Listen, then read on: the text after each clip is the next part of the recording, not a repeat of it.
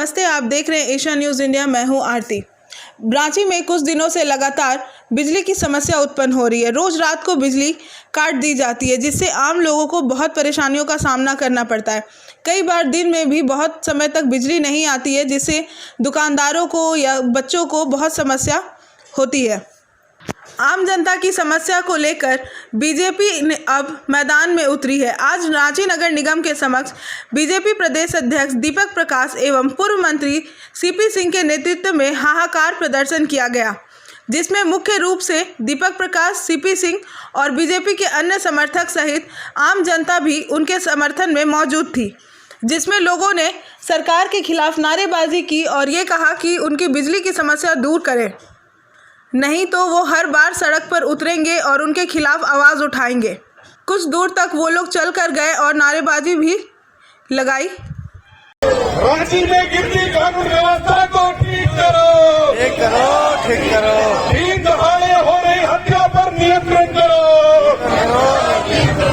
महिलाओं के साथ बढ़ती बलात्कार की घटनाओं को नियंत्रण करो। हेमंत सोरेन हाय हाय।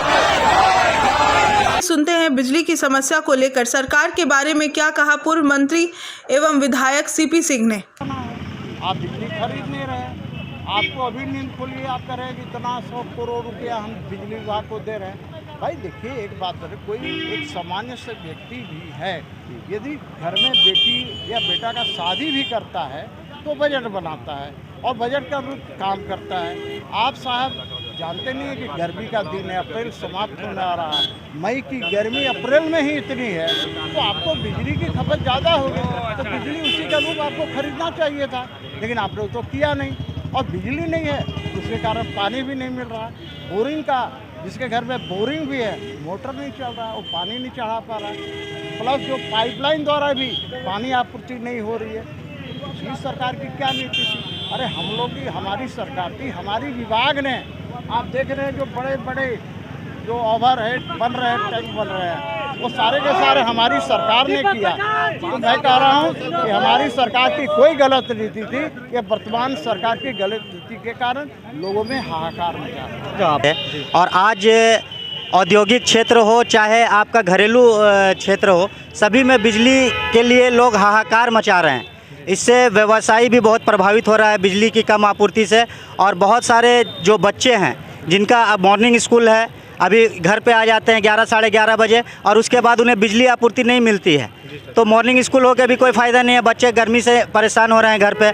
औद्योगिक क्षेत्र में जहां अभी कोविड काल में अभी रोज़गार मिल रहा था लोगों को, लेकिन बिजली आपूर्ति होने के कारण वहां पर भी काम नहीं मिल पा रहा है लोगों को। तो आप समझ सकते हैं कि खुद आप बोल रहे हैं जैसा कि हेमंत सरकार की ये निकम्मी सरकार किस तरह कार्य कर रही है कि लोग हाहाकार जो हम लोग कर रहे हैं, ये लोग हाहाकार यहाँ पर कर रहे हैं कि उन्हें बिजली और बिजली के साथ साथ आपके हर क्षेत्र में भ्रष्टाचार जिस चरम पे इस सरकार पे है, तो उससे पूरी यहाँ की जो व्यवस्था है वो पूरे चरमरा गई है। हमारे सरकार में जो सुचारू रूप से चल रही थी, अभी हेमंत सोरेन की सरकार में ये पूरी तरह चरमरा गई है।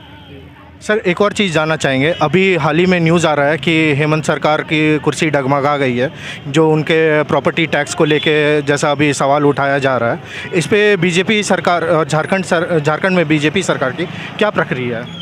ऐसा है कि सरकारी तंत्र का दुरुपयोग कर हेमंत सोरेन अपने नाम से, अपनी पत्नी के नाम से, अपने लोगों के नाम से सरकारी तंत्र का दुरुपयोग कर फ़ायदा ले रहे हैं, जो अब समाज के बीच में आ गया है और अब उन्हें लग रहा है कि वो फंसेंगे।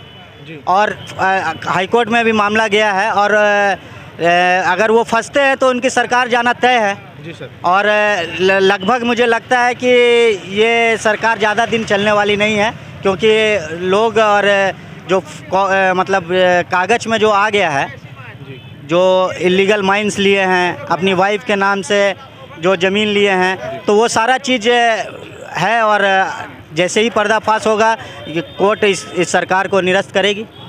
तो क्या लगता है सर, जब ये सरकार गिरेगी और जब भाजपा की सरकार फिर से झारखंड में राज करेगी, तो आपकी सरकार क्या जेएमएम के नेता हेमंत सोरेन के बारे में और जितने भी वो गलत गतिविधियों में जुड़े हैं, जैसे उनके पिता के बारे में कहा गया था, वैसा ही अब उनके बेटे भी कर रहे हैं, तो इसके बारे में और जानकारी जुटा पाएगी या उनको जैसे सज़ा दिला पाएंगे?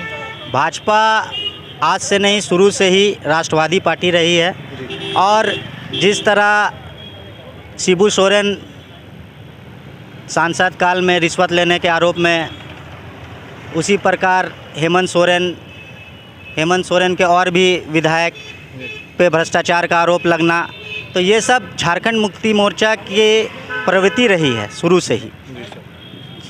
और ऐसे तो झारखंड मुक्ति मोर्चा का काम जो था वो ख़त्म हो गया। झारखंड अलग राज्य की मांग थी, झारखंड अलग राज्य हो गया, तो इस बिना पे जिस तरह से देश से कांग्रेस को ख़त्म हो जाना चाहिए था, उसी तरह झारखंड से झारखंड मुक्ति मोर्चा को भी समाप्त कर देना चाहिए था।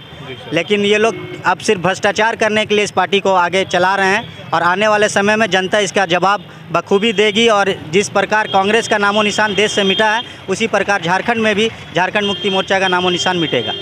सर एक सवाल लास्ट, अभी रमज़ान का टाइम है, ईद का टाइम आ रहा है और लोग अभी भी झारखंड में खास करके लाउड स्पीकर में नमाज अदा कर रहे हैं, लेकिन मंदिरों से ये कहा जा रहा है कि अपना लाउड स्पीकर कम करें।